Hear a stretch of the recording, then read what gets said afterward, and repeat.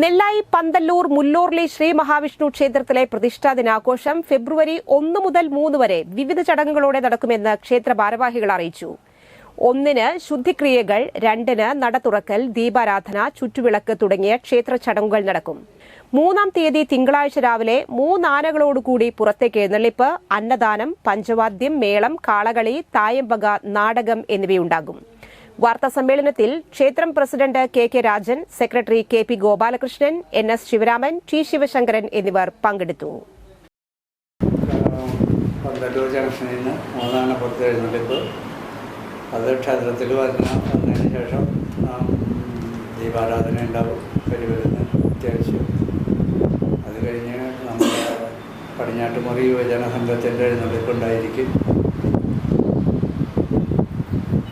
പിന്നെ വൈകിട്ട് ചീട്ടുകളിക്കാരൻ്റെ മകൾ കഴിഞ്ഞ വർഷത്തേലും കുറച്ചുകൂടി ഗംഭീരമായിട്ട് നടത്താനാണ് തീരുമാനിച്ചിരിക്കുന്നത്. പിന്നെ നമ്മൾ എല്ലാവരുടെ സഹകരണത്തോടുകൂടിയാണ് ഈ പരിപാടി നമ്മുടെ നാട്ടിലെ എല്ലാവരുടെ സഹകരണത്തോടുകൂടി കൊണ്ട് നടത്തണം. 1, 2, 3 ദിവസങ്ങളിൽ 2-ാമത്തെ ദിവസം കൊടുങ്ങല്ലൂർ റഗാസ ഫോക്ക് ബാൻഡിൻ്റെ നാടൻപാട്ട് ഗാനങ്ങളുണ്ട്.